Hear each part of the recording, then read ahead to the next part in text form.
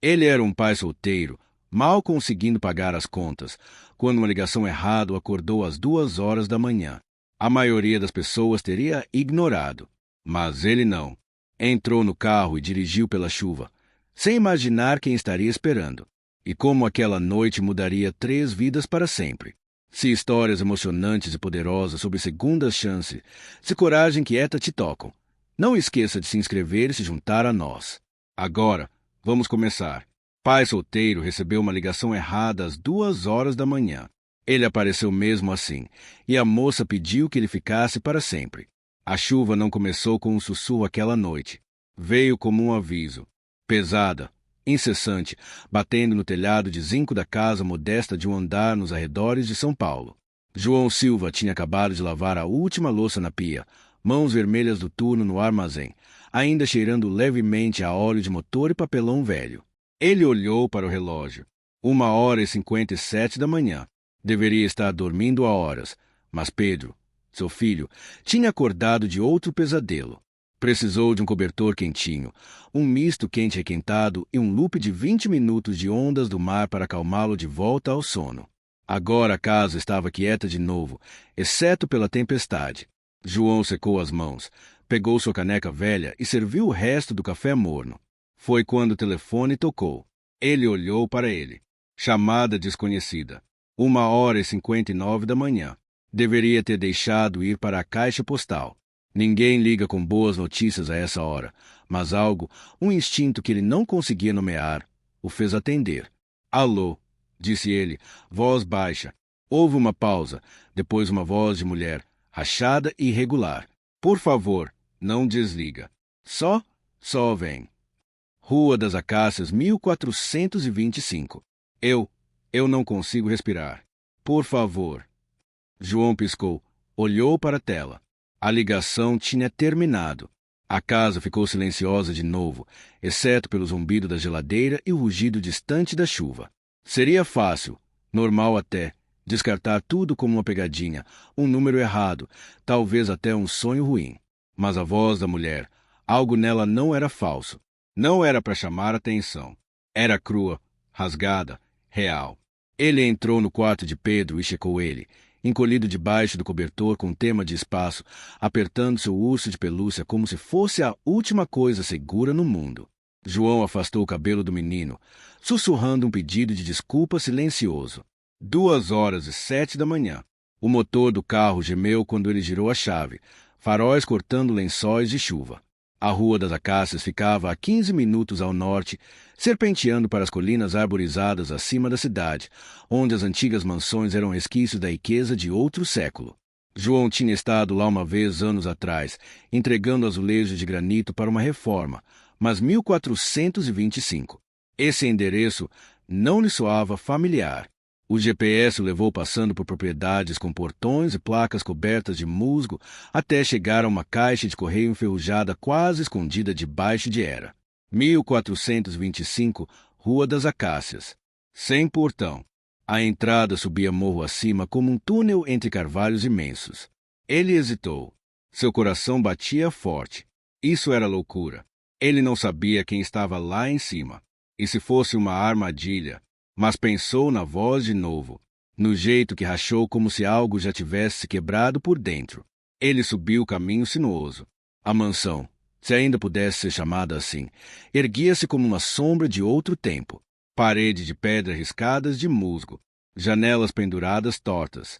A varanda da frente afundava levemente e a aldrava de latão estava verde de ferrugem. Mas a luz da varanda estava acesa. João desligou o motor e saiu na chuva torrencial. Subiu os degraus de 2 em 2 e bateu. Silêncio. Estava prestes a bater de novo quando a porta rangeu ao abrir.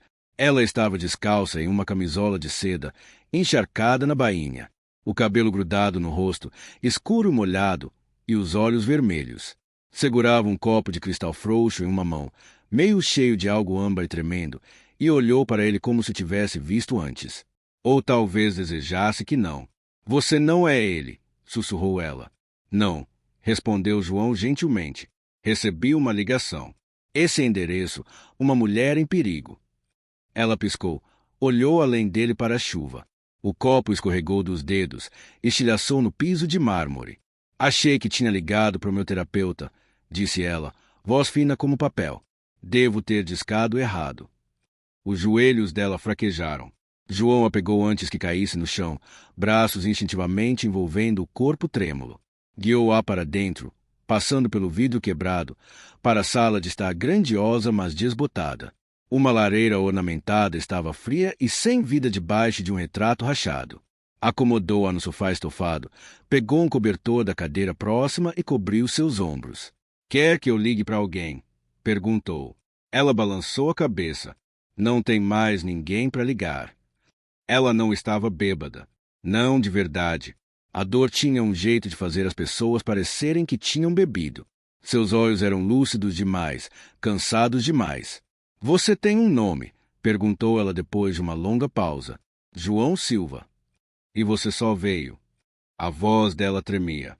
Não me pareceu certo não o vir. Ela olhou para ele de novo. Olhou de verdade, e algo no olhar mudou, como um espelho rachado captando um raio de sol nascente. Eu sou Júlia Oliveira, disse ela, e não deixo ninguém entrar nessa casa há 4 anos. O fogo crepitou minutos depois. João encontrou fósforos e lenha seca em uma caixa perto da lareira. Enquanto o calor enchia o quarto, a chuva amaciava lá fora como se também tivesse dito que precisava. Júlia tomou chá quente, agora em silêncio, olhos fixos no fogo. Por que você ficou?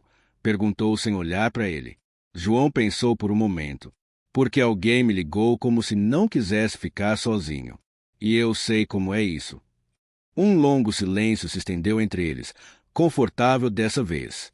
Ele se levantou, incerto se era hora de ir. Você não precisa ir ainda, disse ela baixinho. Ele virou. Pode sentar um pouco se quiser. João assentiu e se sentou de novo na poltrona. Lá fora a chuva não tinha parado, mas dentro algo tinha começado, algo pequeno, algo humano, algo que ficou.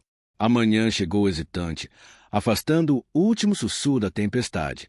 A mansão na Rua das Acácias, 1425, parecia menos assombrada à luz do dia, mas não menos solitária.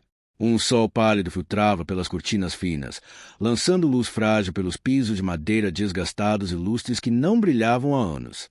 João acordou devagar, incerto por um momento onde estava. A poltrona debaixo dele tinha se mudado ao seu corpo, e o cheiro de cinza, se chá velho, pairava no quarto.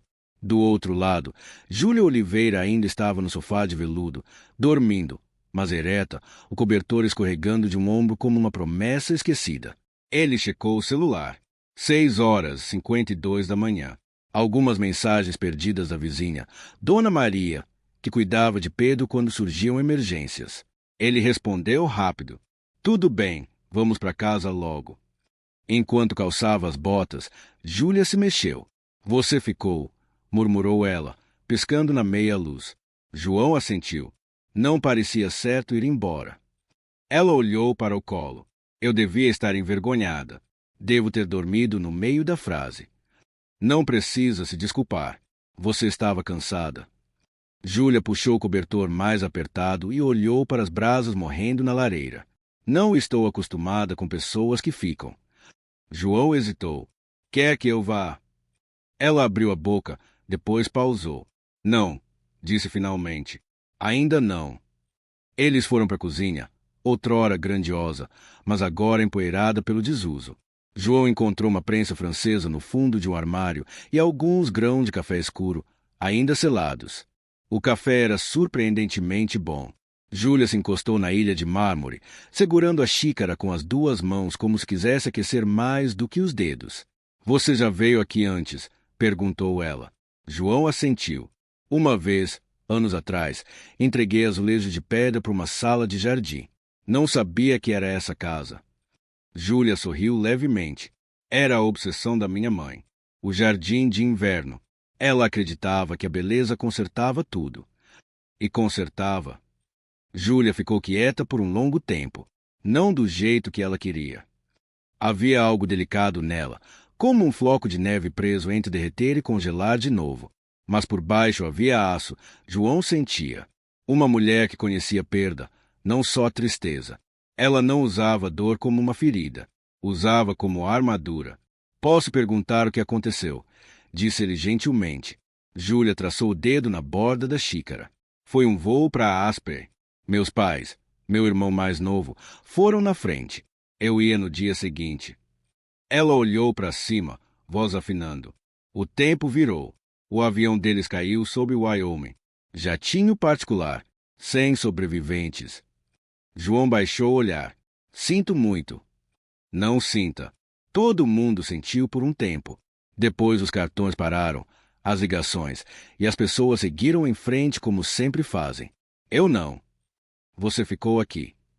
Eu desapareci aqui, corrigiu ela.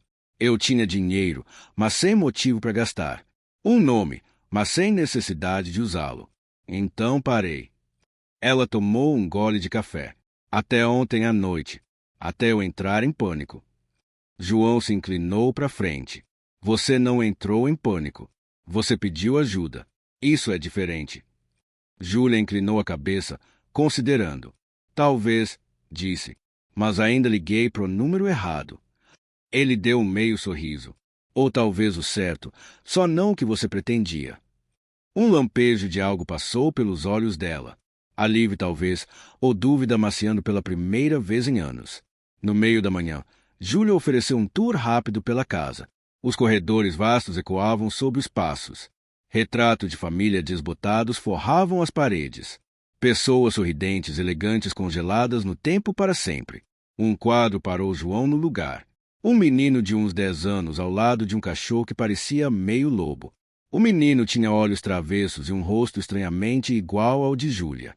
Seu irmão? Ela assentiu. Gabriel. Ele era o único que sabia me fazer rir até eu bufar. João riu. Isso é uma habilidade rara. Eles chegaram ao jardim de inverno, paredes e teto de vidro agora sujos de sujeira, mas o sol ainda entrava como uma memória. Samambaias e videiras esquecidas grudavam na pedra. Era bonito de um jeito selvagem, descuidado. Esse era meu lugar favorito, disse ela, antes de eu parar de cultivar coisas. João olhou para ela, depois para os vasos incrustados de terra. Você já pensou em começar de novo? Ela deu de ombros. Pra quê? Quem ia ver? Você. Antes de ir embora, Júlio o acompanhou até a porta da frente. Segurou-a aberta, o vento puxando as mangas do suéter dela. Obrigada por vir, disse baixinho. Mesmo que não fosse para vir. De nada. João hesitou. Olha, meu filho, Pedro, tem 9 anos. Ele é diferente, especial. Se eu contasse para alguém ontem que precisei deixar ele com a vizinha para checar uma estranha na tempestade, achariam que eu era louco. Júlia sorriu, algo acendendo na expressão dela. Mas você fez mesmo assim. É, disse ele, porque às vezes as pessoas precisam de alguém que apareça. Ela assentiu. Depois de uma pausa. Você voltaria? Talvez se não estiver trabalhando. Sabe, o jardim podia precisar de ajuda. João não respondeu na hora. Pensou em Pedro, que sempre perguntava onde ele ia, que frequentemente perguntava por que a mãe nunca voltava. Talvez, disse ele, se o café for tão bom da próxima vez. Ela riu baixinho. Combinado. Enquanto dirigia pelo caminho sinuoso de volta para o mundo, João olhou pelo retrovisor. A mansão ainda estava lá como uma memória, mas agora não parecia tão vazia. E em algum lugar atrás das janelas, alguém que não pedia para ninguém ficar há 4 anos acabará de pedir. Os dias seguintes passaram como um eco que João não conseguia sacudir. Ele voltou à rotina diária. Turno cedo no armazém, listas de compras rabiscadas em tinta desbotada, ajudando Pedro com os exercícios de leitura. Mas algo tinha mudado. Não era só a memória da chuva ou a luz do fogo aquecendo o rosto de Júlia. Era a sensação de que ele tinha sido convidado para o silêncio de alguém e pedido, de um jeito sem palavras, para não deixar para trás. Na quinta noite, encontrou Pedro sentado de pernas cruzadas no tapete da sala, organizando o mundo em pilhas codificadas por cor. Caos vermelhos, bolinhas de gude azuis, blocos amarelos. Pai, disse Pedro sem olhar para cima, quando as pessoas vão embora, significa que você fez algo errado. João congelou. Seu coração apertou daquele jeito lento, familiar. Não, filhote, disse gentilmente, ajoelhando ao lado. Às vezes as pessoas vão embora porque não sabem como ficar. Isso não é sobre você. Você voltou, disse Pedro, colocando um carro vermelho com cuidado. João sorriu. Sempre.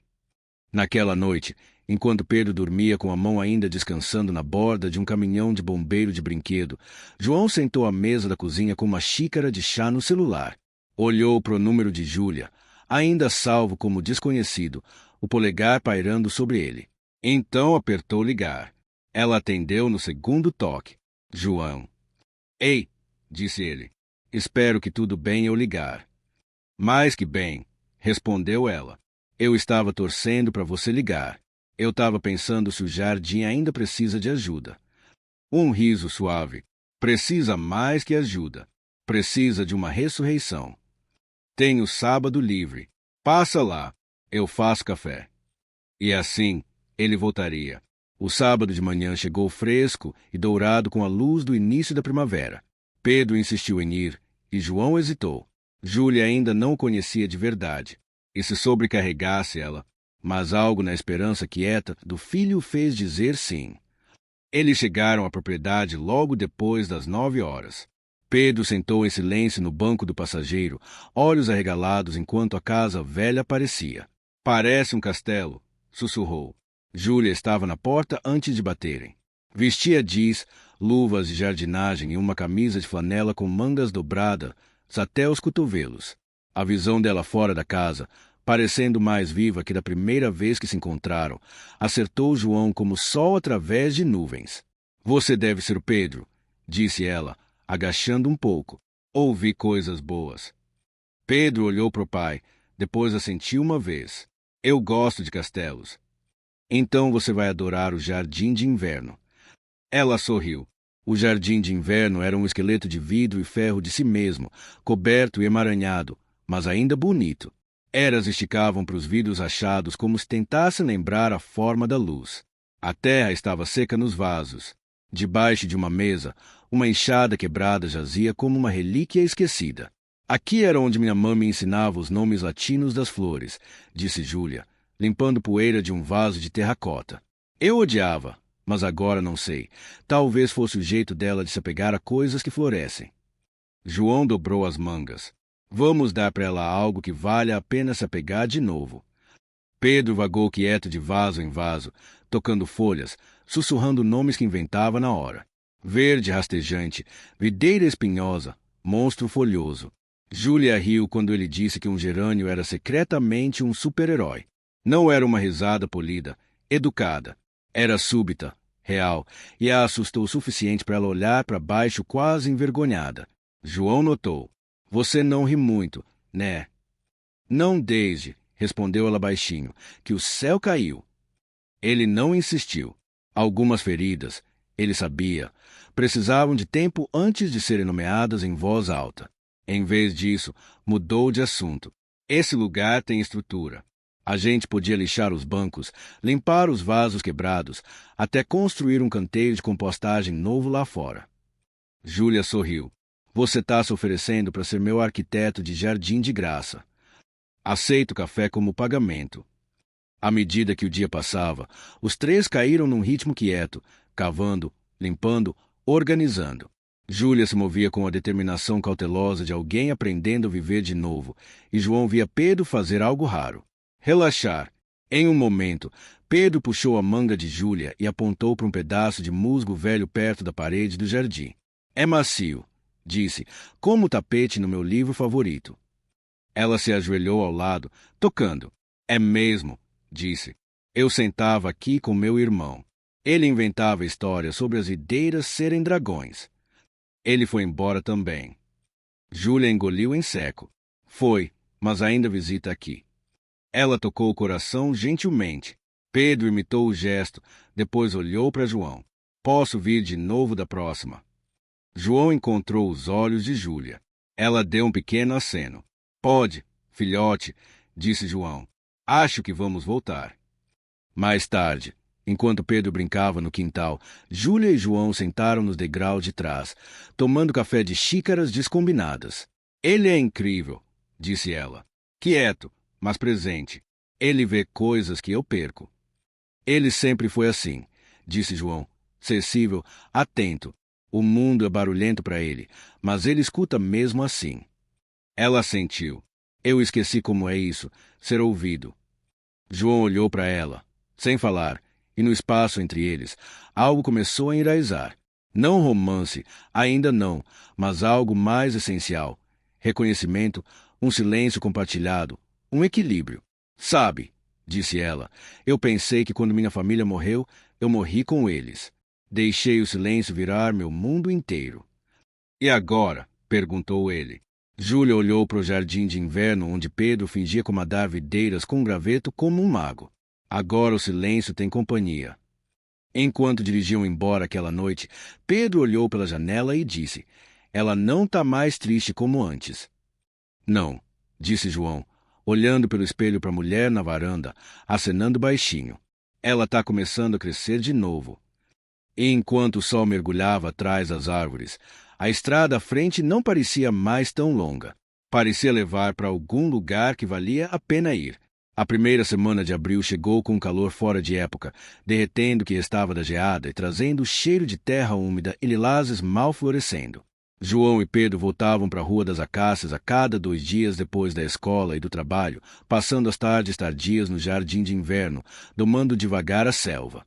Júlia parecia diferente a cada visita. Ainda reservada, sim, mas a quietude dentro dela tinha mudado de forma. Não parecia mais a ausência. Parecia alguém se lembrando de como viver. Pedro a chamava de Dona Júlia e decidiu que ela era oficialmente a guardiã dos nomes de plantas. Ela aceitou o título com seriedade fingida, anotando as espécies inventadas dele num caderninho de couro. João os observava de lado, às vezes limpando o suor da testa com uma toalha velha, impressionado com como o riso vinha fácil agora, como os 3 pareciam naturais ao sol. Foi numa dessas tardes tardias, depois que Pedro saiu correndo atrás de uma libélula com um graveto, que Júlia pigarreou. Quero te fazer uma proposta, disse. João olhou para cima da pilha de terracota quebrada que separava. Ah, não se preocupa. Ela sorriu. Não é casamento ainda. Ele riu. Que alívio. Deixei minha gravata na lavanderia. Mas quando ela não riu de volta, só olhou para os dedos enluvados, ele soube que era sério. Você está passando horas aqui trabalhando, consertando coisas, fazendo esse lugar respirar de novo. E eu tenho todo esse espaço. Quartos pegando poeira. Eu estava pensando, e se você e Pedro se mudassem para o chalé dos hóspedes? Só por um tempo. As palavras caíram nele como uma pedra em água parada, quieta no início, depois ondulando para fora. Júlia, começou ele, mas ela ergueu a mão. Não caridade, não pena. Não estou tentando te salvar. Essa casa foi um túmulo por tempo demais. Mas quando você e Pedro vêm aqui, parece que algo novo está crescendo, e eu quero mais disso. Ele não respondeu na hora. Ela não o apressou. Ele olhou além dela para o jardim de inverno agora banhado no ouro do sol poente, onde Pedro se agachava ao lado de um grupo de tulipas brotando. Depois para as próprias mãos calejadas, manchadas de anos de trabalho que mal pagava o suficiente. Uma parte dele queria dizer sim, queria tanto que doía, mas outra hesitava. Passei minha vida inteira trabalhando por tudo que temos, disse devagar. A gente não aceita esmola. Fiz questão disso pelo Pedro. Então não pensa como esmola, disse ela. Pensa como parceria. Ele ergueu uma sobrancelha. A casa precisa de restauração, continuou ela. Os terrenos estão uma bagunça. Não consigo sozinha. Eu contrataria alguém, mas prefiro que seja quem já conhece a alma desse lugar. E você? Você traz mais esse trabalho. Traz intenção. João piscou. Que cargo é esse? Júlia finalmente soltou um riso suave. Então considera uma residência com propósito. Naquela noite, bem depois de Pedro dormir na cama dele, cercado por dinossauros de plástico e projetos de arte, João sentou sozinho no sofá afundado, tentando pensar direito. Do que ele tinha tanto medo, a proposta era genuína. Júlia não era do tipo que manipulava ou culpava ninguém. E, na verdade, o apartamento deles estava caindo aos pedaços. Canos vazando, aquecimento irregular e o zumbido constante do tráfego pelas janelas finas. Pedro odiava, especialmente o imprevisível barulho à noite. Mas eles tinham sobrevivido pior. Ainda assim, o que significaria morar lá, no espaço dela, seriam hóspedes, trabalhadores, algo mais complicado. Ele pensou em Pedro aquela tarde, correndo descalço pela grama, completamente à vontade. Pensou em Júlia não como herdeira ou reclusa, mas como uma mulher ainda se reconstruindo quietamente, que olhou nos olhos dele e pediu para ficar. Na manhã seguinte, ele arrumou uma caixa com livros de Pedro e algumas ferramentas básicas e dirigiu de volta pelo caminho sinuoso para a Rua das Acácias. Júlia estava na varanda quando ele parou, lendo com os pés dobrados debaixo dela no banco, enrolada num xale leve. Ele ergueu a caixa ao sair do carro. Assumo que isso é sim, disse ela, se levantando. É que vamos tentar, respondeu, com duas condições. Diga. Uma, quero ajudar com contas e manutenção, não só trabalho. Responsabilidade compartilhada. Justo. E duas, disse ele, sorrindo, Pedro ganha um canteiro só dele. Júlia riu. Não negociável. Eles se instalaram no chalé dos hóspedes naquele fim de semana. Era menor que a casa principal, mas charmoso, parede de pedra, era subindo pela chaminé e uma cozinha que cheirava levemente a alecrim. João trabalhava em pequenos concertos durante o dia, e Pedro começou a pintar um mural na parede do jardim com o encorajamento de Júlia, um redemoinho bagunçado e brilhante de árvores, animais e estrelas. Naquele domingo à noite, depois de Pedro dormir, enrolado contra um travesseiro que declarou cheirar a folhas, João e Júlia sentaram nos degraus de trás vendo vagalumes piscarem. É estranho, disse ela, voz baixa. Achei que ia sentir como se estivesse perdendo algo, abrindo mão do controle, deixando alguém entrar. E sei-te. Ela balançou a cabeça.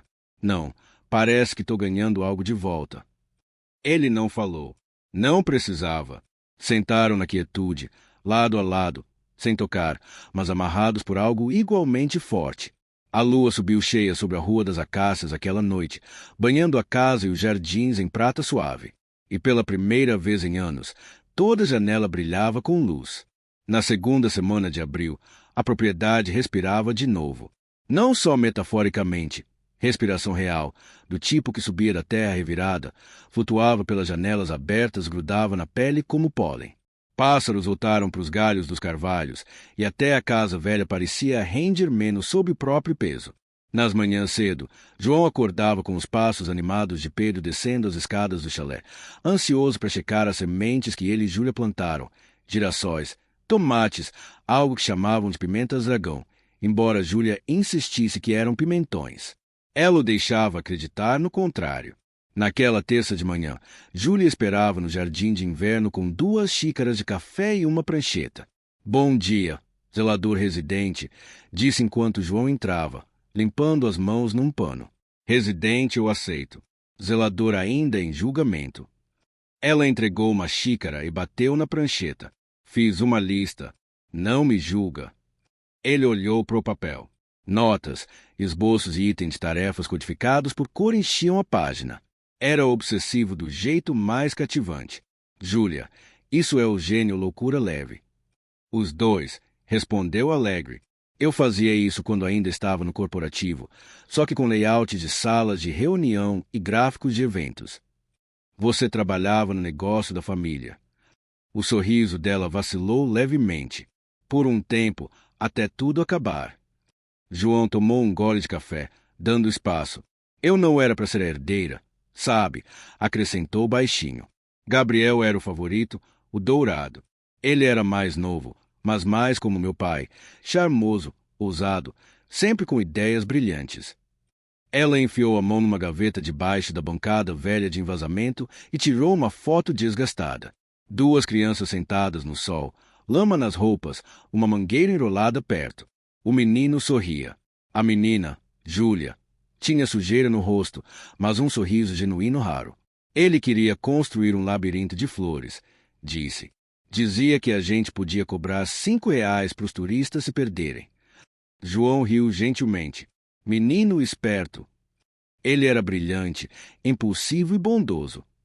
Ela pausou, e no inverno ele não quis esperar a família viajar junto. Pegou o voo mais cedo, o que eu devia estar. O peso da voz dela caiu suave como neve. Mudei minha passagem no último minuto. Pé frio ou talvez intuição. Disse que encontrava ele lá. E então... João esticou a mão e colocou gentilmente sobre a dela. Você não é responsável por essa escolha.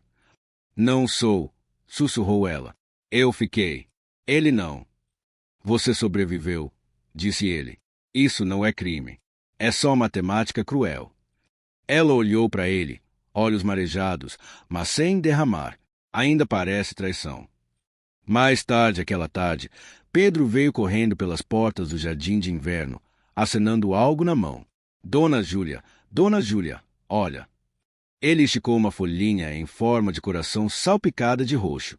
Achei isso perto do salgueiro. É mágica. Júlia se agachou no nível dele, estudando como um espécime raro. Você pode estar certo. Nunca vi uma igual. Pedro sorriu. Posso colocar no meu livro. Só se der um nome latino certo, provocou ela. Arcus purpurina. João riu do outro lado do quarto.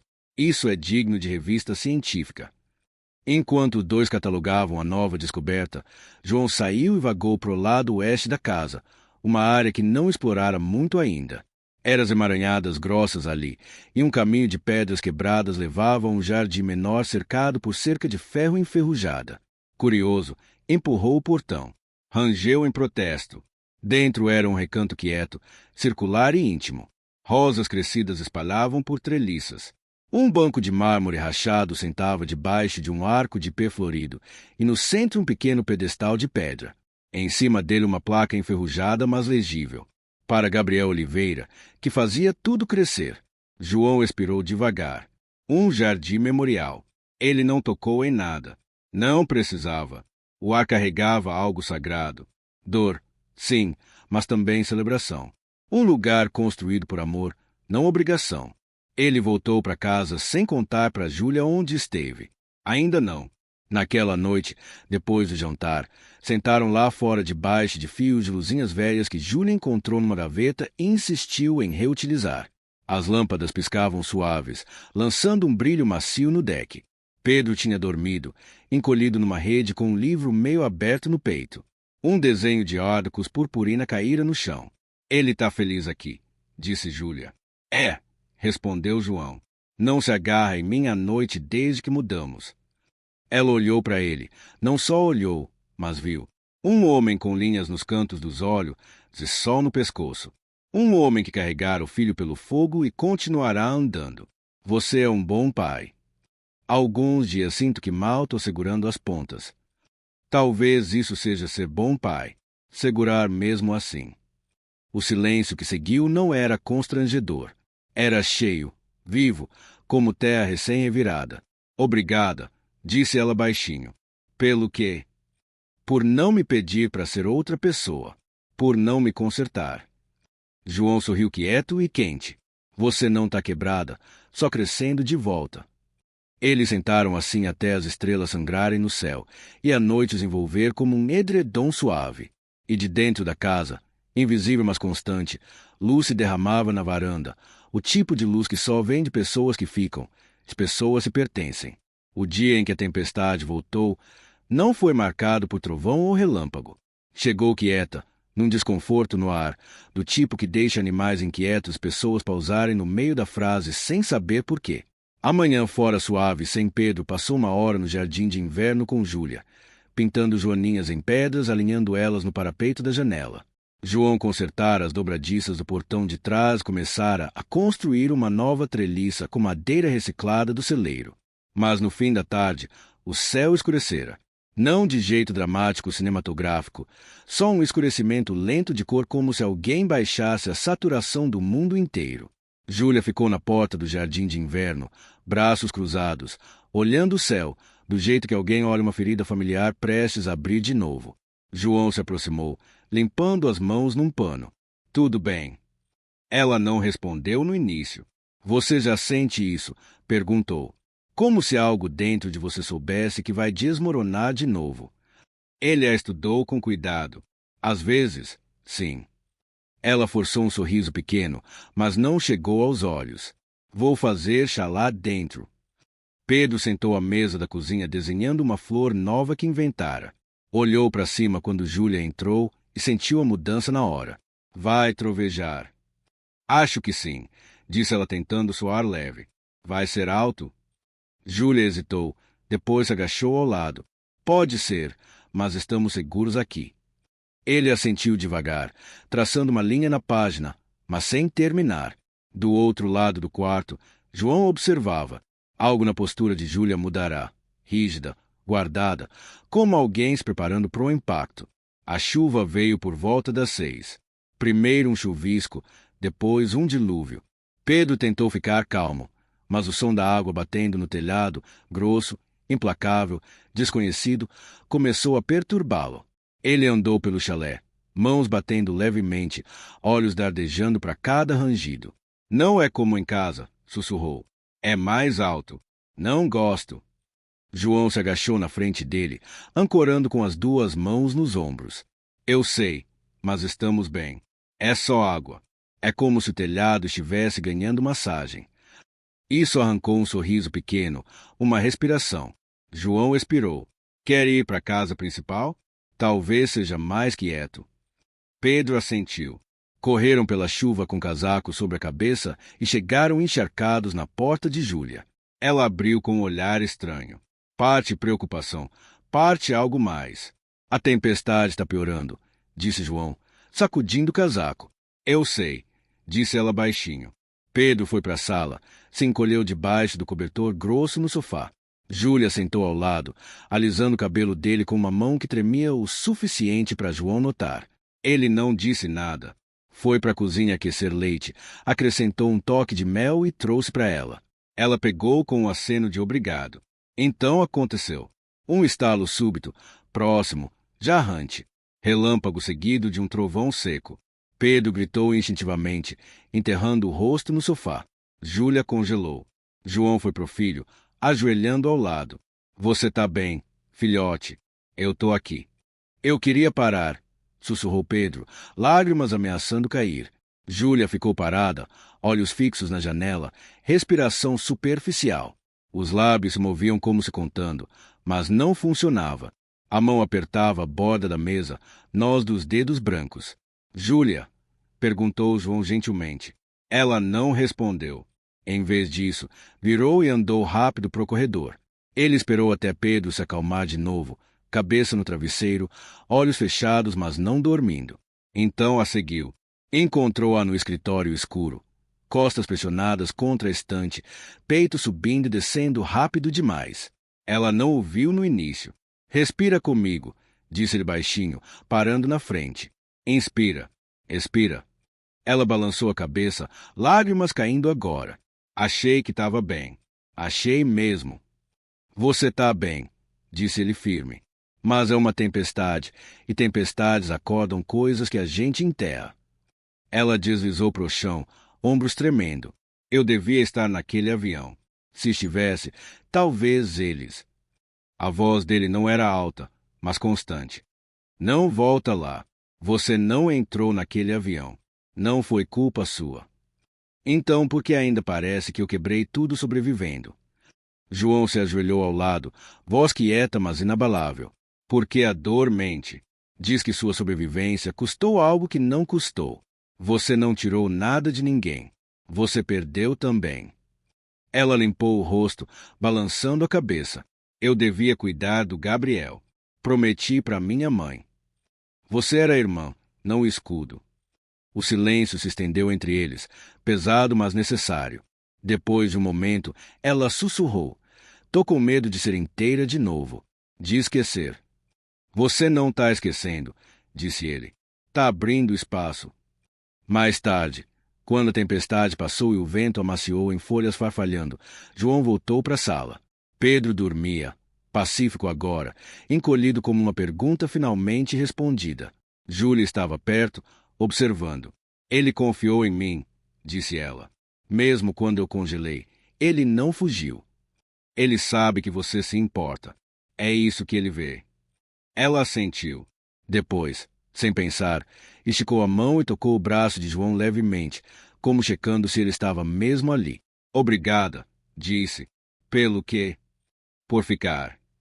Na manhã seguinte, o ar cheirava limpo, renascido. O jardim reluzia com orvalho. No silêncio após a tempestade, 3 pessoas acordaram numa casa que finalmente deixou o passado ecoar e depois soltar. E em algum lugar quieto, algo mais profundo que conforto enraizara. Não só cura, mas confiança.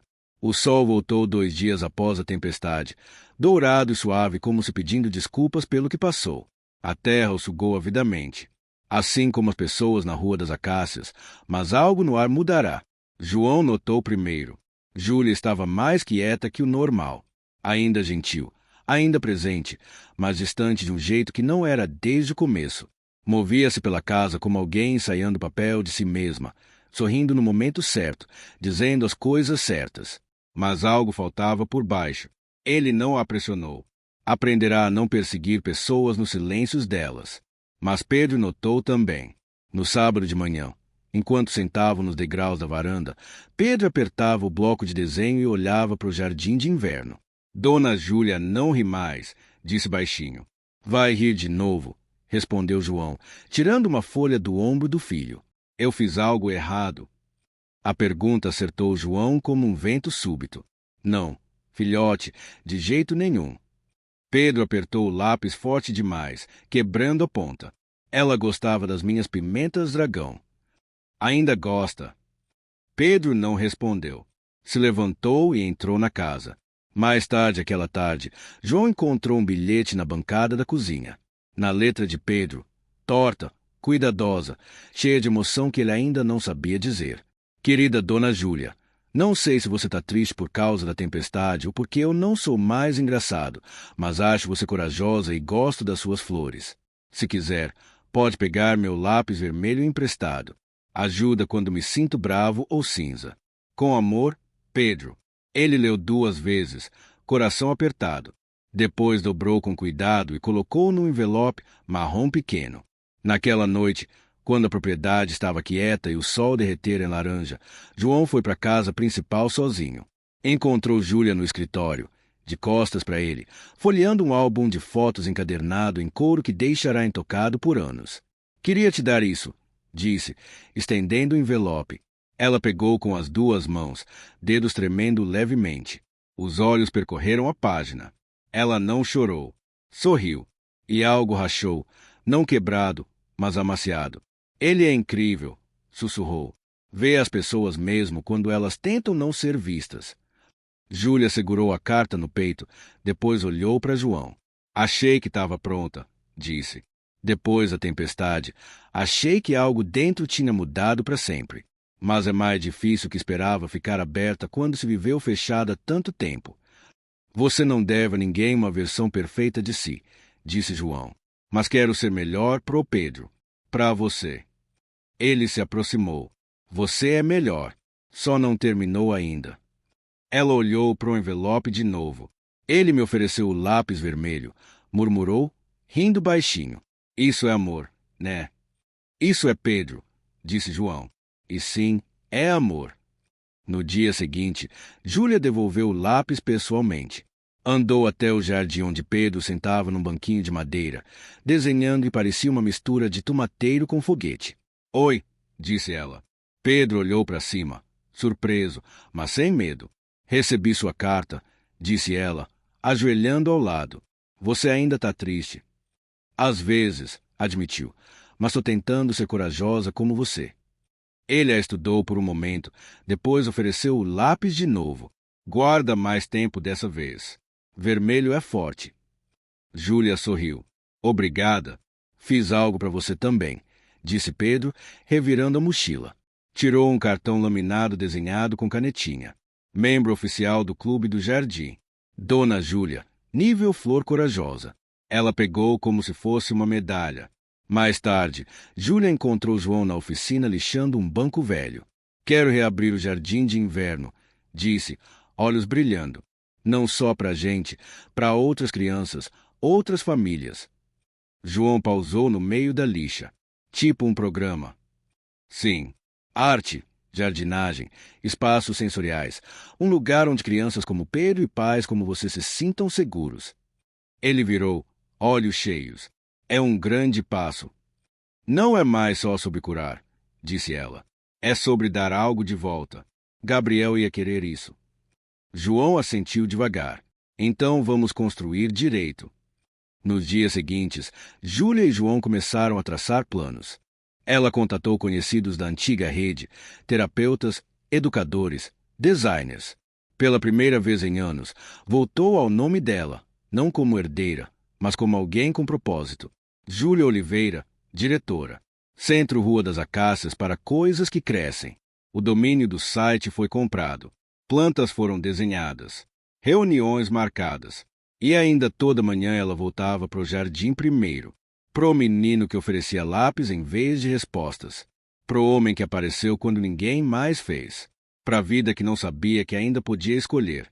Uma noite, depois de um longo dia limpando uma ala velha da propriedade, João entrou no jardim de inverno e encontrou algo esperando na bancada de envasamento. Um vasinho pintado de vermelho. Dentro dele um cartão dobrado. João, por aparecer, por ficar, por abrir espaço para a gente crescer. Você agora é oficialmente mestre da coragem quieta. O Clube do Jardim. Por baixo, desenhado em traços grossos pela mão de Pedro, um distintivo com estrelas, uma chave cruzada com uma flor. João riu. Depois piscou forte. Depois guardou o distintivo na carteira como se fosse de ouro. Naquela noite, sob lua cheia, a Rua das Acácias reluzia com mais que orvalho. Reluzia com pertencimento, com esperança e com a alegria inconfundível de alguém que voltará não só para uma casa ou jardim, mas para si mesma. A reabertura da Rua das Acácias começou como um sussurro, mas logo cresceu para um coro. O que fora um refúgio quieto agora zumbia com sons de revival. Ferramentas tilintando, planos se desdobrando e risos ecoando pelos corredores outrora abandonados. Terapeutas locais visitaram o espaço. Professores expressaram interesse. Doações começaram a pingar depois que Júlia compartilhou a visão online discretamente. Pela primeira vez em muito tempo, ela não se escondia. Mas nem todos os fantasmas ficam enterrados. Foi numa quarta de manhã que ele apareceu. João carregava terra para o novo canteiro sensorial. Nos fundos e Júlia estava dentro preparando uma chamada de Zoom com uma ONG de bem-estar infantil.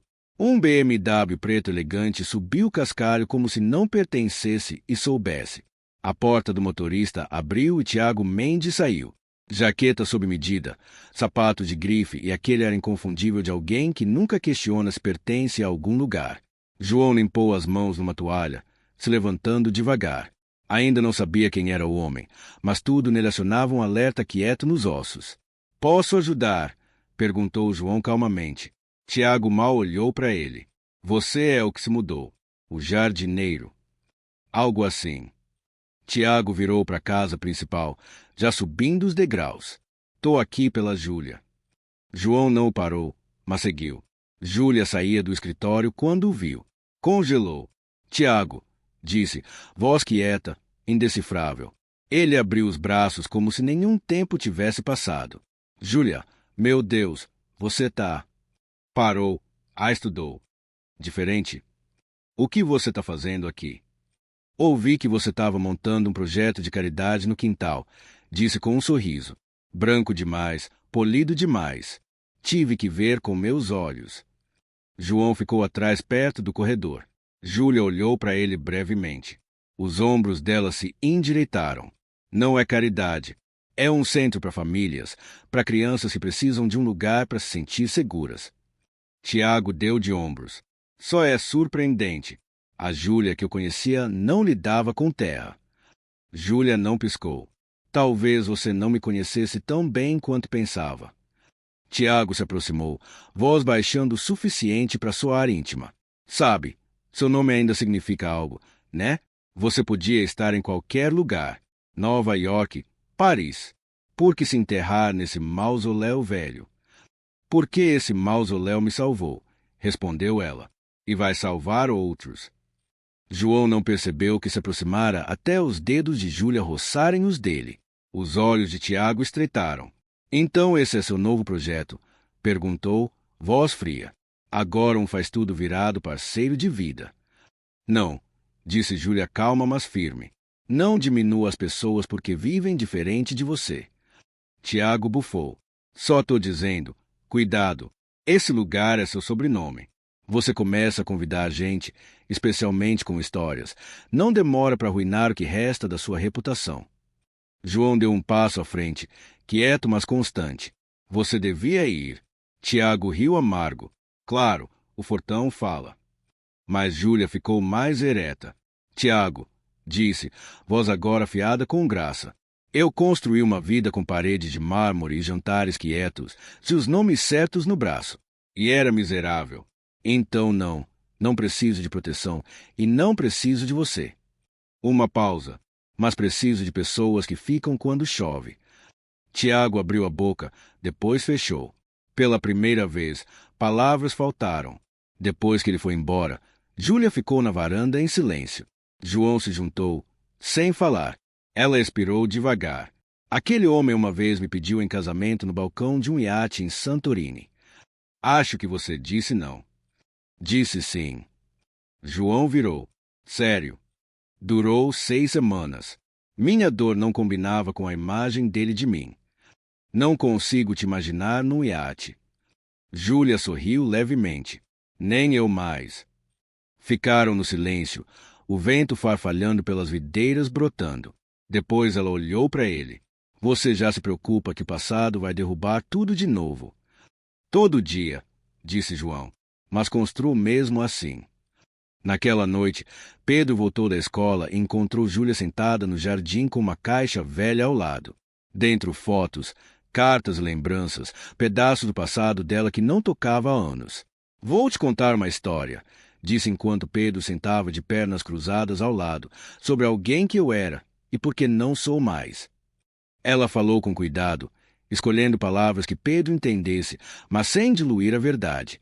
Sobre amor que parecia perfeito, mas sentia frio. Sobre pessoas que só ficam quando conveniente. Sobre perceber que força real não é fechar as pessoas fora, mas deixar as certas ficarem dentro. Pedro ouviu atento, depois enfiou a mão na caixa e tirou uma foto desbotada de Júlia e Gabriel. Ele parece você quando ri, disse. Júlia piscou forte. Ele era meu melhor amigo. Ainda é, disse Pedro simplesmente. Naquela noite, João entrou no jardim de inverno e encontrou Júlia descalça entre as flores. O teto de vidro brilhava com estrelas. Você se defendeu hoje, disse ele. Defendi. Orgulho de você. Ela virou. Não tinha certeza se tinha isso em mim. Acontece que, disse João baixinho, você tem muito mais em você do que alguém já te deu crédito. Júlia esticou a mão então, não só emocionalmente, mas fisicamente, descansando a mão gentilmente no peito dele. Obrigada, sussurrou, por me mostrar. E naquele momento, sob vidro e estrelas, memórias florescendo de novo, não era mais só sobre curar, era sobre se tornar juntos. O céu da manhã era enganosamente claro, com uma quietude que geralmente vem antes de problema. Pássaros piavam mais nervosos que o normal. O ar parecia pesado com algo não dito. João notou em Pedro I. O menino ficará quieto a manhã toda, brincando com cereal sem comer, mãos mexendo na manga do moletom. Júlia o cumprimentara calorosamente. Até fez os muffins favoritos dele de maçã com canela. Mas Pedro mal olhou para cima. Tudo bem, campeão? Perguntou João, agachando ao lado. Pedro deu um encolher de ombros pequeno. Só cansado. Mas João conhecia o tom. Não era cansaço. Era preocupação. Mais tarde, depois do café, Júlio o encontrou no jardim desenhando de costas para casa. Ajoelhou ao lado, tirando folhas dos giz. As pimentas agão estão se comportando. Acho que sim, murmurou Pedro. Ela tentou espiar o caderno, mas ele fechou. Desenhei um monstro, resmungou. Mora na cabeça das pessoas. Faz elas irem embora. O coração dela pulou. Alguém diz que vai embora. Não, disse ele voz pequena. Mas aquele homem do carro veio e os adultos ficam estranhos quando isso acontece. Esquecem coisas como ficar. Júlia engoliu seco. Pedro, me ouve, disse, ajoelhando para encontrar os olhos. Quando alguém te faz sentir que não pertence, não é sobre você. E quando alguém te faz sentir seguro, isso é real e não vai embora. Mas ele olhou para o lado, descrente. Ao meio-dia, Pedro sumira. João notou primeiro. Um minuto ele podava videiras na cerca. No outro, o caderno de Pedro ficará aberto no banco do jardim, páginas voando na brisa. Pânico acertou como soco no estômago. Júlia chamou, já correndo. Onde está o Pedro? Ela apareceu do corredor de trás, olhos arregalando na hora. Ele estava no jardim agora. Não está mais. Procuraram o jardim de inverno, o chalé, todo o corredor, todo o armário. Nada. Então Júlia viu o trinco quebrado no portão lateral. Uma pegada de tênis lamacenta levando para a mata atrás da propriedade. A floresta era densa, úmida da tempestade da semana passada. Júlia correu ao lado de João, galhos arranhando os braços, respiração ofegante, mas imparável. Ele não se dá bem em lugares desconhecidos, disse João. Se fecha ou fica obcecado. Com o que ele se obcecaria? João piscou. A linha de trem velha. Leu num folheto. Disse que era onde silêncio vai. Os olhos de Júlia aguçaram. Sei onde é. Eles dividiram caminhos. João circundando o perímetro enquanto Júlia cortava pela crista baixa onde flores silvestres cresciam em grupos e as linhas de trem antigas curvavam para o rio. Foi ali que ela ouviu. Sentado na beira musgosa de uma plataforma quebrada, joelhos no peito, mochila ao lado como um cão leal. Júlia parou a poucos metros, recuperando o fôlego. Pedro. Ele não virou. Você me achou rápido, murmurou. Você não queria se esconder, disse ela gentilmente. Só não queria se sentir invisível. Ele limpou o rosto com a manga. Achei que se eu sumisse primeiro não doeria tanto. A voz dela falhou levemente. É isso que você acha que vamos fazer? Pedro não respondeu. Júlia sentou ao lado, em silêncio por um longo momento. Depois, sem falar, tirou o cardigã e enrolou nos ombros dele. Quando meu irmão morreu, disse devagar, achei que todo mundo ia embora também. Então comecei a afastar eles antes. Ela virou para ele, mas aí você me deu um lápis vermelho. Pedro fungou. É só um lápis? Não, era uma ponte. Significava eu te vejo. E sabe, Pedro, eu te vejo, e não vou embora. Ele olhou para ela, olhos vidrados. Nem se o homem do carro voltar. Especialmente não então. João chegou minutos depois, quase caindo de alívio. Caiu de joelhos e puxou Pedro num abraço tão apertado que o menino guinchou. Você me assustou, filhote, sussurrou no cabelo dele. Desculpa, murmurou Pedro. Achei que vocês iam embora. Nunca, disse João. Me ouve? Nunca. Júlia ficou um passo atrás, braços cruzados no peito como segurando algo afiado e cru. João se levantou e olhou para ela. Ele disse que achou que íamos embora porque o Tiago veio. Ela assentiu. Precisamos mostrar para ele como é ficar. Naquela noite, de volta à propriedade, Pedro sentou entre eles na varanda, balançando um cobertor no colo e chocolate quente na mão. As estrelas espiavam pelas nuvens acima. Grilos cantavam. Não gosto de adeus, sussurrou Pedro. Nem eu, disse Júlia. Então vamos fazer uma regra. Sem adeus aqui. Só até amanhã. Pedro assentiu. Tá bom. João passou o braço pelo filho, depois por Júlia. Por um momento, sentaram no tipo de silêncio que só vem quando as pessoas finalmente se sentem seguras. Sabe, disse João baixinho, para um fujão, você deixou uma trilha bem clara. Pedro sorriu. Fiz de propósito.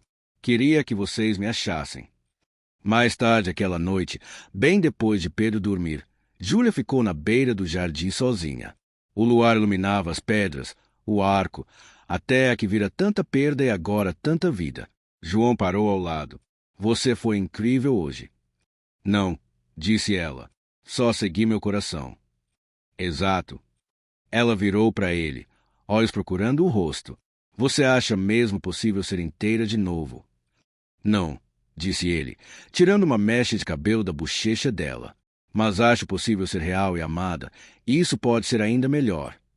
E então, devagar, como o primeiro desabrochar de uma flor longa no inverno, ela se inclinou nele. Sem palavras, só presença. E a verdade quieta e certa de que dessa vez ninguém ia a lugar nenhum. 3 semanas após o susto da fuga, a Rua das Acácias não só se recuperara, transformará. As partes quebradas não sumiram, mas foram tecidas em algo mais forte.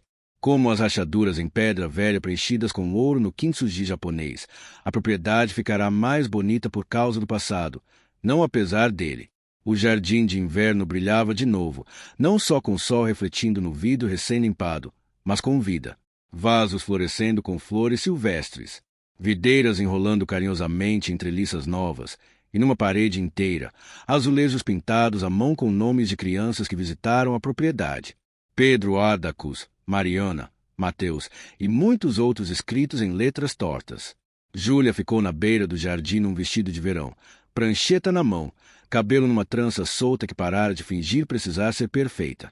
Ao redor, voluntários da comunidade se moviam num ritmo praticado, carregando adubo, pintando bancos, preparando para o grande evento amanhã, a inauguração do jardim. "Sabe que dia é hoje?" perguntou para João, que consertava a última ripa na nova parede sensorial. Ele olhou para cima, limpando o suor da testa. "Se você dissesse o aniversário, entro em pânico porque não te dei nada." "Quase." Ela sorriu. "Hoje faz 100 dias desde que você atendeu a ligação errada." Ele pausou, olhou ao redor, depois para ela. Engraçado como a ligação errada virou exatamente a certa. "Você foi meu resgate", disse ela baixinho. "Você foi o meu também." Os olhos de Júlia brilharam, mas ela não chorou. Aprenderá a sentir sem desmoronar. Dentro da casa principal, Pedro sentava à mesa da cozinha com a amiga mais nova, Luana, uma menina da idade dele com mutismo seletivo. Fora trazida pela tia uma semana antes, e para surpresa de todos, Pedro fora a primeira pessoa com quem ela se comunicara voluntariamente, usando desenhos, mãos e a linguagem de espaço compartilhado. Hoje construíam sinos de vento de colheres velhas e fita, música quieta para mentes quietas. Júlia os observou um momento da porta e sentiu a garganta apertar. Isso era cura. Não uma epifania grandiosa, mas uma criança cantarolando enquanto cria. Um quarto que outrora ecoava vazio, agora ecoando possibilidade. Naquela tarde, Júlia fez a primeira reunião de equipe na sala de sol. Era só ela, João, uma conselheira meio período chamada Fernanda e uma terapeuta local que voluntariava toda terça. Tomaram chá adoçado e revisaram a agenda da inauguração. "Temos cadeiras suficientes?" perguntou Fernanda, folheando a lista. "Suficiente para sentar uma vila pequena", respondeu João. "Imprensa?" perguntou Júlia. "Jornal local confirmou." Fernanda assentiu. "Querem destacar sua história?" Júlia enrijeceu levemente. "Não se preocupa", disse João, tocando a mão dela. "Você controla o que compartilha." Ela assentiu. "Não me escondo mais, mas quero o foco nas crianças. No lugar, não em mim." "Então vai ser assim." Naquela noite, Júlia e João andaram o perímetro da propriedade juntos, checando detalhes finais. Lanternas solares iluminavam os caminhos. A fonte consertada borbulhava no centro do pátio. Havia música no ar, vento suave, folhas em movimento, o murmúrio de vida nova se instalando em ossos velhos. Pararam no jardim memorial, agora cercado por bancos e flores em plena floração. Uma placa nova fora instalada ao lado da de Gabriel. Esse jardim a crucificaram, e para os que encontraram o caminho de volta. Júlia passou os dedos pelas palavras. Gabriel ia amar isso. "Acho que ama", disse João. Ela virou para ele, emoção nos olhos. "Você acha que a gente consegue mesmo construir algo que dure?" "Você já tá." "Nunca planejei nada disso", sussurrou. "Só estava tentando sobreviver." "Sobreviver é onde a maioria das coisas bonitas começa", disse ele. De volta dentro, Pedro sentava no sofá descalço, lendo um livro em voz alta baixinha enquanto Luana traçava as palavras com o dedo ao lado. "Você acha que vai ter balões amanhã?" perguntou enquanto João o cobria mais tarde aquela noite. "Acho que vai ter demais." João sorriu. "Que cor você quer?" "Verde." "Como crescer?" "Perfeito." Pedro olhou para ele. "Você acha que Dona Júlia está feliz agora?" João pausou. "Acho, sim. Ela tem um sorriso que fica agora, não o triste." Mais tarde, no jardim de inverno, Júlia ficou descalça entre as flores, vendo vagalumes piscarem no gramado. João parou atrás, envolvendo a cintura dela gentilmente com os braços. A gente não é mais quem era, disse ela. Somos melhores. E se algo acontecer de novo? E se for temporário? Então amamos enquanto dura, respondeu João. E lutamos para fazer ficar. Ela se encostou nele. Tô com medo, sussurrou. Eu também, mas não vou embora. As palavras se instalaram nela como raízes, finalmente rompendo pedra. A noite antes da inauguração do jardim, a casa brilhava com uma quietude dourada suave. Sem alarmes, sem fantasmas, só paz. Lá fora, debaixo de um céu tatuado de estrelas, João virou para Júlia e pegou a mão dela. Tem algo que quero que você saiba, disse. O quê? Não importa o que venha amanhã ou depois, isso é casa. Você, Pedro, esse pedaço de terra esquisito e maravilhoso. Não é onde esperava estar, mas é onde sempre devia chegar. Ela fechou os olhos. Então fica para sempre, sussurrou ele. E naquele momento, quieto e iluminado só pelo luar e o sopro quente da primavera, a casa que outrora fora um mausoléu virou algo novo, um santuário, um começo, uma promessa cumprida. A manhã da inauguração do jardim chegou banhada em ouro, não o tipo áspero, mas suave, luz gentil e plena, como se o sol em si tivesse desacelerado para testemunhar algo sagrado. Júlia ficou na varanda envolvente, descalça e quieta, uma xícara de chá aquecendo as mãos. Dali via tudo. As faixas tremulando dos salgueiros, as tendas sendo erguidas, as mesas forradas com vasos pintados à mão e potinho de sementes de flores silvestres com etiquetas que diziam leve a algo que cresce. O que mais a acertava era o som. Não o silêncio, não o eco frágil da solidão que definirá essa casa por tempo demais, mas a música de gente chegando, crianças rindo, voluntários chamando saudações amigáveis, sapatos rangendo cascalho, o zumbido baixo de novos começos. Atrás dela, dentro da casa, João ajudava Pedro a vestir a camisa verde que escolheram juntos, a que ele insistira combinar com o jardim. Luana, agora hóspede constante de fim de semana, ajudava a prender um distintivo em forma de folha no peito dele que dizia Guia Júnior do Jardim. O título fora a ideia dele, o orgulho nos olhos. Isso era tudo Júlia. Ela expirou, pressionando a palma no coração. Não era só uma cerimônia. Era um retorno à vida, à alegria, a si mesma. Os convidados chegaram devagar no início. Vizinhos, professores, pais de crianças com necessidades especiais que ouviram sobre o santuário que Júlia construía. Depois mais vieram. Estranhos com olhos curiosos, cuidadores segurando mãos trêmulas, céticos que saíam com bochechas manchadas de lágrimas. Júlia ficou no portão enquanto entravam, cumprimentando cada um com uma suavidade que não era mais aprendida, mas vivida. Bem-vindos, disse de novo, e significava. João ficou logo atrás, oferecendo garrafas d'água, direções a piada ocasional. Sua presença quieta e ancoradora era como os postes da cerca ao redor da propriedade, imóvel, sempre ali, segurando a estrutura no lugar.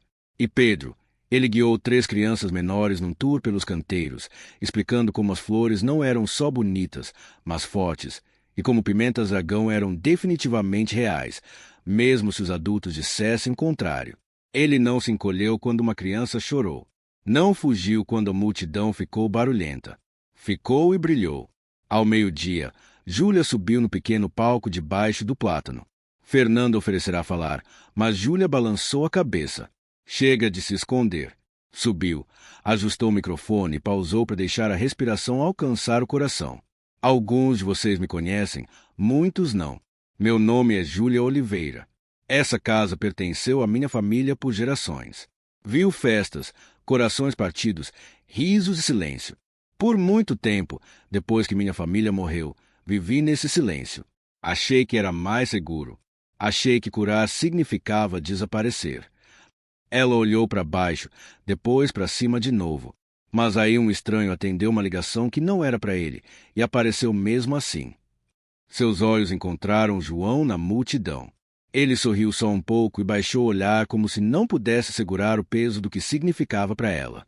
Aquele ato de bondade desfez tudo o que eu achava que sabia e plantou algo novo. Então hoje abrimos esses jardins não só em memória dos que perdemos, mas em honra dos que ficaram, dos que aparecem, dos que dizem você não está sozinho, ponto. Ela gesticulou para as crianças agora plantando girassóis no canteiro memorial.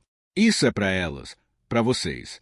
Para quem já se perguntou se esperança tem lugar no mundo, tem, e cresce aqui. Os aplausos não foram estrondosos. Foram melhores, sustentados, quentes, reais. Naquela noite, depois do último carro ir embora e as lanternas ainda brilharem como estrelas baixas nos caminhos, Júlia, João e Pedro sentaram no jardim de inverno, cercados pelo que construíram. Não uma caridade, não um monumento, uma vida. Gostei de hoje, disse Pedro, voz grossa com a névoa do sono iminente. Todo mundo se sentiu seguro. Você ajudou a fazer isso acontecer, respondeu Júlia, alisando o cabelo dele. Acho que quero ficar aqui para sempre. Ela olhou para João. Eu também. Depois de Pedro ser coberto, João voltou para o jardim de inverno e encontrou Júlia sentada no meio do chão, o luar banhando-a em prata.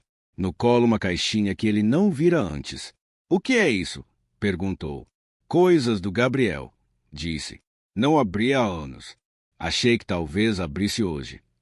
Ela ergueu um caderno desgastado e uma bússola de brinquedo minúscula, do tipo de caixa de cereal. Um mapa dobrado do quintal que sonhavam transformar em ilha de piratas. Uma foto deles em botas de chuva, encharcados e sorrindo. Ele dizia as melhores aventuras começam na lama. João sentou ao lado, vendo os olhos dela brilharem, mas não quebrarem. Acho que ele ficaria orgulhoso, disse. Ia amar o Pedro, sussurrou ela. Ia construir um carrinho de mão em forma de dragão para ele. Ainda dá tempo. João sorriu. Ela enfiou a mão na caixa uma última vez e tirou um cartão. Feito à mão, lápis de cor e papel cartão. Pra Júlia. Você é do tipo corajosa, do tipo que fica. Ele era. Ela olhou para o cartão, depois para João. Quero que isso seja gente, não só visitantes na vida um do outro.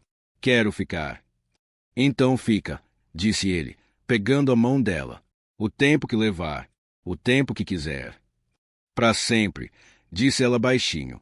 Se tudo bem. Ele a beijou, leve no início, depois mais profundo como afirmação. Como o nascer do sol, como o fim de uma longa tempestade e o começo de uma vida enraizada em paz. A última luz da casa apagou pouco antes da meia-noite, mas dentro de todo o quarto o calor perdurava. O tipo de calor que não pisca com velas ou some com aplausos. O tipo de calor que fica. Porque amor, amor real, não é construído em declarações grandiosas ou dias perfeitos. É construído em presença, em escolhas quietas, em ficar mesmo quando ninguém pede. E foi isso que eles viraram. Do tipo que fica, do tipo que cresce, o tipo de amor em que você acredita de novo porque veio na chuva e nunca foi embora. Adoraríamos saber de onde você está assistindo. Compartilhe sua cidade ou país nos comentários abaixo. Sempre nos surpreende como histórias assim podem alcançar corações no mundo todo. E se essa história te tocou, não esqueça de se inscrever para mais contos emocionantes de bondade, esperança e o poder das segundas chances. Obrigado por assistir. Seu tempo, sua presença e seu coração significam mais do que você imagina.